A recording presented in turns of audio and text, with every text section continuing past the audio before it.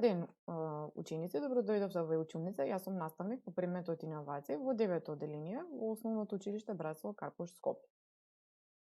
Што ќе учиме денес? Денеска ќе учиме за изворите на финансиското планирање или за извори на финансии. Секогаш кога патуваме неде, мораме да имаме одреден финансиски план и затоа си ги поставуваме следните прашања. Кој е најдобриот начин за да стигнеме до нашата дестинација? Што ќе се случи ако има застој во сообраќај? Дали е подобро да идеме со автомобил или со автобус? И дали треба некој да не однесе до таму? Ги погледнеме сите опции, ќе видиме на крајот која одлука ќе донесеме. Одговорите на овие прашања се дел од процесот на планирањето. Планирањето може да биде краткорочно, среднорочно или долгорочно. И сега, планирањето при започнувањето на собствен бизнес. Секогаш, кога започнуваме собствен бизнес, потребно да имаме добра идеја, но и финансиски средства за реализација на самата идеја. Финансиските ресурси се неопходни за почетно финансирање на бизнесот, развој на тимот, производот или услугата што ќе се нуди, маркетинг, набавка на опрема, суровини, обврски кон државата и низа други трошоци. Едно финансиите се неопходни за одржување на непрекинат тек на бизнес активностите со сите фази на развој на предпријатието. При избор на изворите на финансирањето, собствениците може да бидат исклучително припазливи, да ги имаат во предвид сите фактори и трошоци, умешно да ја направат идеалната комбинација на ефтини и достапни финансии за хранење на бизнисот и обезбедување на натамошен раст и развој. Секој предпријатие или пак при започнувањето на бизнисот треба да има одреден бизнес план, прво нешто што ги одредува целите кои се, начинот на финансирање за развој на бизнес планот.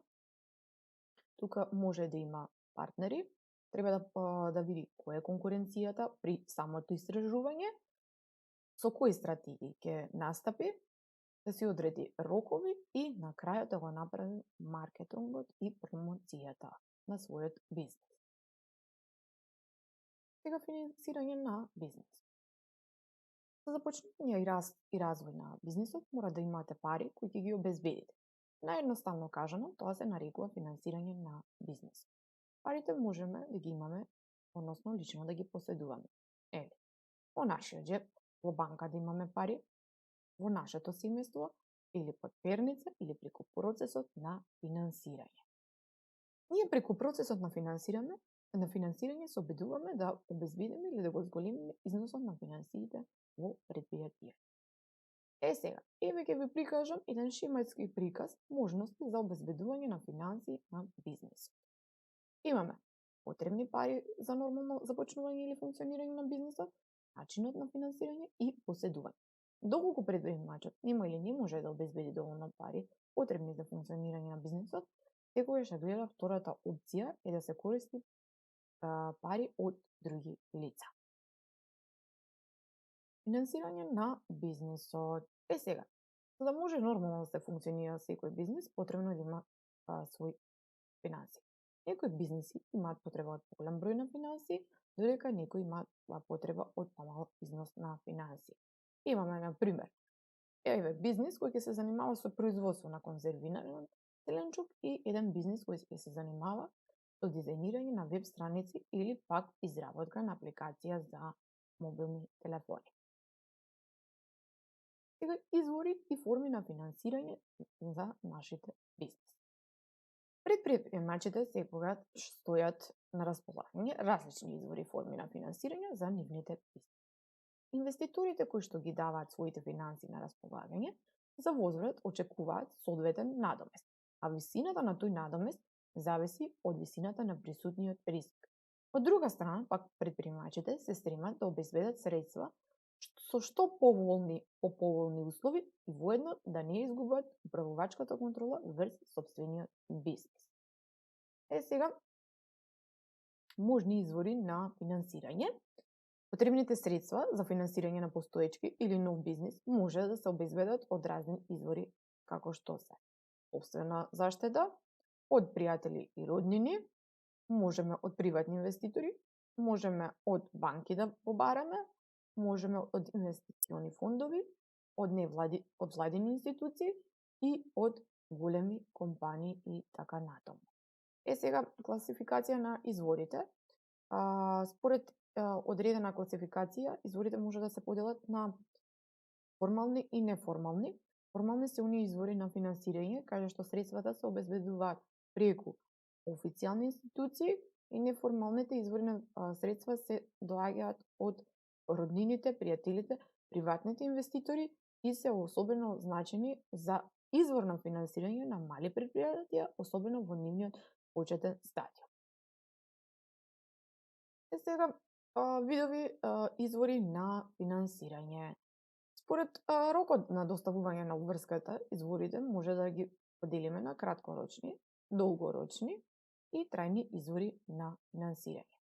Еден од најшироко распространетите, најприфатливите класификации изворите на финансирање, што се среќава во литературата, е извор на собственичко финансирање или equity capital и извори на должничко финансирање debt capital.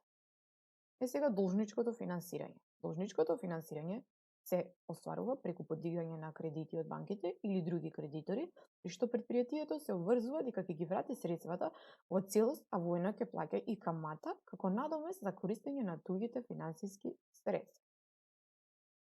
Сега, потребни финансии. Потребни финансии се, како што кажавме, извори на финансирање со задолжување и собственички капитал. Извори на финансирање, значи, со задолжување се од приватни кредитори и од државни кредитори. Например, од приватните кредитори тука се комерцијалните банки, добавувачи, инвестициони фондови и граѓани. Од државните кредитори се владата и локалните власти, а додека другиот извор на финансирање со собственички капитал се од државни инвеститори, од приватни инвеститори тука може да бидат наши роднини, пријатели, големи компании и акционери.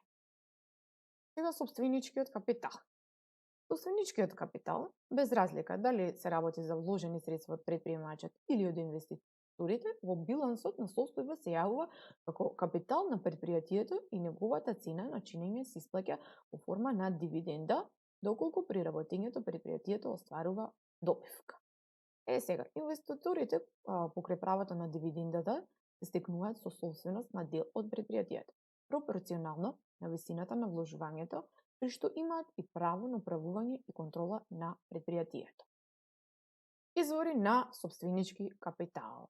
Можни облици за извори на собственички капитал се предприемачот сам, имаме неповратни финансиски средства, роднини и пријатели, бизнис партнери, ризичен капитал и бизнис ангели, издавање акции и реинвестирање на профитот. Сега, изворите на позајмени финансиски фондови, тоа е финансирање преку задолжување. Бизнисот позајмува пари. Овој втор облик на финансирање на бизнисот представува позајмување, особено задолжување, при што предприемачот оди кај лицата или институциите и позајмува пари со потпишување на договор дека во одреден временски период и ги врати во износ на каматата. Сега имаме позајмување од банка, лизинг и факторинг. Освен овие два начини на финансирање, постојат многу успешни примери за така наречено bootstrap финансирање. Сега, таков вид на финансирање или bootstrap финансирање представува збир на методи кои се користат за намалување на износот од надворешен долг и капитално финансирање од банки и инвеститори. На ваков начин, бизнисите самите ги финансираат на почетокот или растот на бизнисот преку собствена заработка, заштеда или тековен имот. Не користат кредити или инвеститори кои би ги добиле како удел во бизнисот. Една од најголемите предности што ваквиот бизнис ќе вреди многу повеќе, бидејќи помалку ќе дози и нема да има да плаќаме камати за кредитите кои што ги користиме. Тоа е bootstrap финансирањето. Сега, имаме уште една класификација на финансирање на малите и средните предпријатија. Имаме преку стартап или почетно финансирање, имаме надворешно собственичко финансирање, outside equity capital, и имаме должничко финансирање, debt capital и интерно генерирани извори на финансирање.